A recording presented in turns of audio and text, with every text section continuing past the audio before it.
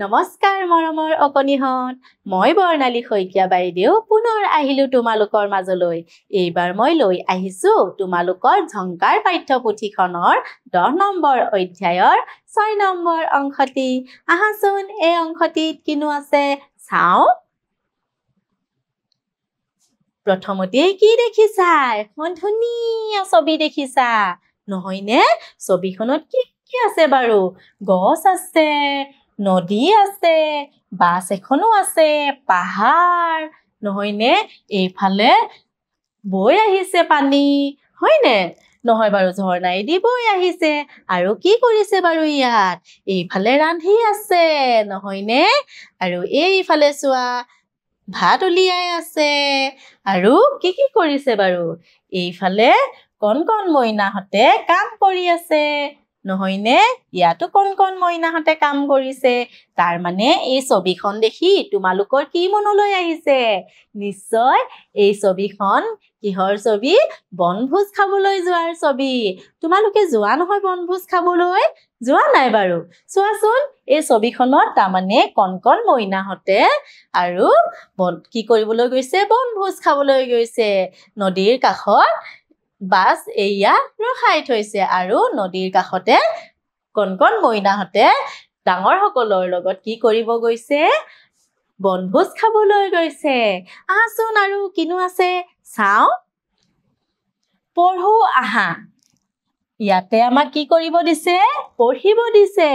আৰু প্ৰথমতে নামটোৱে কি দিছে বনভোজ আমি ছবিখন ইতিমধ্যে চাই আহিছিলোৱে নহয়নে এই ছবিখনৰ লগতে সম্বন্ধ থকা এটা কাহিনী আছে আহাচোন চাও কাহিনীটোত কিনো আছে জয়ন্ত ছাৰ আৰু সোণালী বাইদেৱে এদিন ছাত্ৰ-ছাত্ৰীসকলক বনভোজ খাবলৈ লৈ গৈছিল ঠাইডোখৰ মুকলি আৰু বৰ মনোমোহা আছিল ছাত্ৰ-ছাত্ৰীসকলে আনন্দতে দৌৰি খেলিবলৈ ধৰিলে কি কৈছে ইয়াত জয়ন্ত ছাৰ আৰু সোণালী বাইদেৱে এদিন ছাত্ৰ-ছাত্ৰীসকলক লগত লৈ কলৈ গৈছিলে বনভোজ খাবলৈ নহয়নে আৰু যিডোখৰ ঠাইলৈ গৈছে সেই ঠাইডোখৰ বহুত ধুনীয়া আছিল বহুতো মনোমোহা আছিল আৰু ছাত্ৰ-ছাত্ৰীসকলে যেতিয়া সেই ঠাইডোখৰ পালেগৈ আনন্দতে কি কৰিছে দৌৰি কৰিবলৈ ধৰিলে আৰু খেলিবলৈ ধৰিলে তাৰ পাছত কি হ'ল চাও আহাচোন কিছু সময়ৰ পিছত সিহঁতৰ ভোক আৰু ভাগৰ লাগিল ছাৰ বাইদেউহঁতে সিহঁতক কাৰণে বহুত খোৱা বস্তু আনিছিল তেওঁলোকে খোৱা বস্তুৰ টোপোলাটো খুলি সকলোকে খাবলৈ মাতিলে সকলোৱে খেলা সামৰি হাত মুখ ধুই খাবলৈ বহিল তেনেতে জয়ন্ত ছাৰে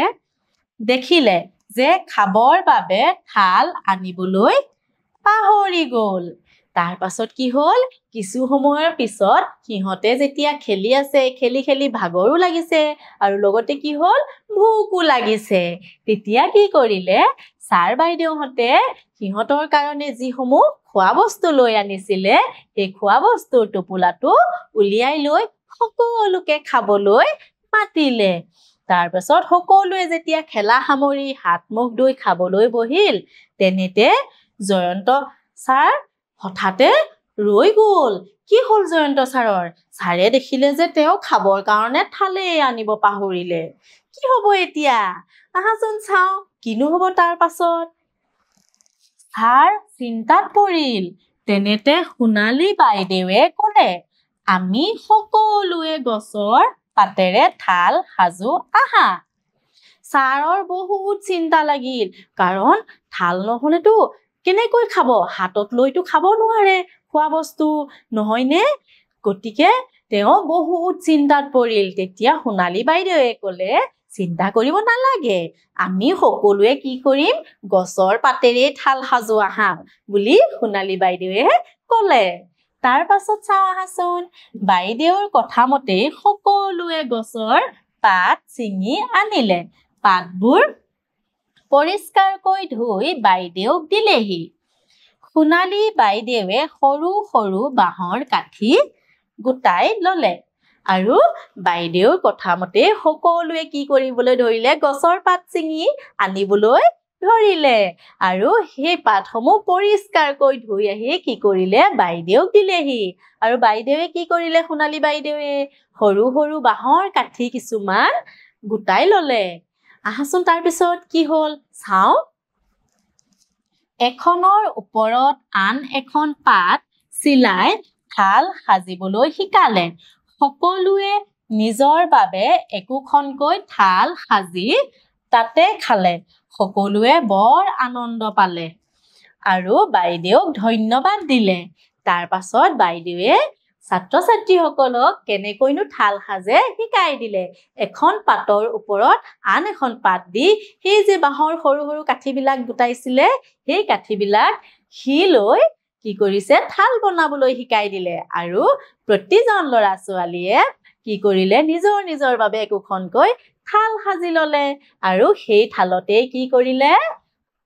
তেওঁলোকে যিসমূহ খোৱা বস্তু আনিছিলে সেই খোৱা বস্তুসমূহ খালে আৰু সকলোৱে বিৰাট ফূৰ্তি পালে কাৰণ নিজে বনোৱা থালত খাইছে নহয়নে আৰু সকলোৱে সোণালী বাইদেউক ধন্যবাদ দিলে কেনেকৈ লাগিল বাৰু কাহিনীটো শুনি নিশ্চয় ভাল লাগিল নহয়নে তাৰ মানে কি কৈছে ইয়াত আমি যিকোনো সমস্যাৰ